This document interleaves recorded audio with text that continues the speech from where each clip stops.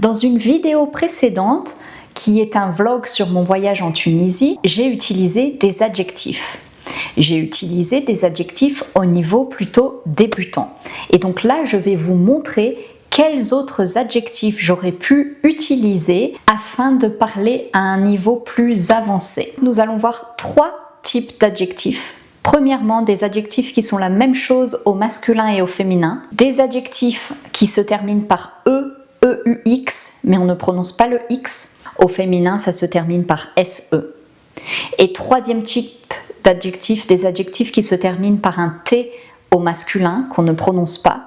Et au féminin, on ajoute un E et donc on prononce le T. La plupart des gens se déplacent en taxi parce que les taxis sont très peu chers. Donc la plupart des gens se déplacent en taxi parce que les taxis sont peu chers. Peu chers signifie qu'ils ne sont pas très chers, à l'inverse de ils sont très chers. Donc quelque chose de peu cher, c'est-à-dire quelque chose qui est abordable. Abordable signifie que ce n'est pas très cher. C'est un autre adjectif que j'aurais pu utiliser. Les taxis sont peu chers, les taxis sont abordables. J'aurais aussi pu utiliser, toujours à la négative, si je veux dire que c'est pas très cher, j'aurais pu dire les taxis sont peu onéreux. Les taxis sont peu onéreux et au féminin, onéreuses. Les voitures sont peu onéreuses. Ou au contraire, en ce moment, les voitures sont très onéreuses. Et puis, un autre adjectif que j'aurais pu utiliser, les taxis sont peu coûteux.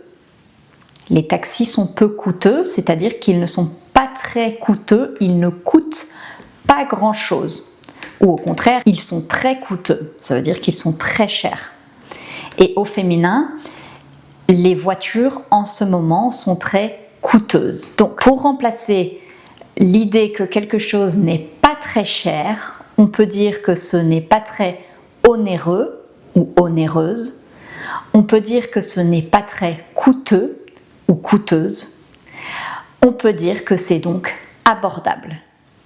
Abordable, c'est la même chose au masculin et au féminin. Deuxième phrase. Il y a apparemment des taxis collectifs qui sont a priori assez dangereux. Il y a des taxis collectifs qui sont assez dangereux parce qu'ils font le plus de courses possible en une journée. Alors, au lieu de dangereux, et au féminin dangereux c'est dangereuse, au lieu de dire dangereux, j'aurais pu dire périlleux. Les taxis sont périlleux, ça veut dire qu'ils sont dangereux. Ou alors, au féminin, périlleuse.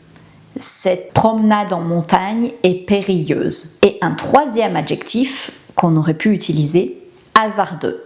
Les taxis sont hasardeux. Au féminin, hasardeuse. On continue, troisième phrase.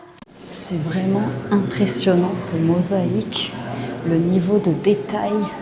C'est impressionnant cette mosaïque, le niveau de détail. Donc là, je montre à quel point cette mosaïque est impressionnante au féminin. C'est impressionnant. Ce décor est impressionnant, cette mosaïque est impressionnante au féminin, donc je prononce le T. Au lieu du mot impressionnant, j'aurais pu utiliser le mot grandiose. C'est pareil au masculin et au féminin. Cette mosaïque est grandiose, du mot grand, ça exprime la grandeur. Cette mosaïque est imposante. Imposante, ça veut dire que ça impose. Imposé, ça veut dire que ça a une taille hors du commun, hors norme. Imposante au féminin, imposant au masculin. Et dernier adjectif pour remplacer impressionnant, époustouflant. Ce décor est époustouflant au masculin.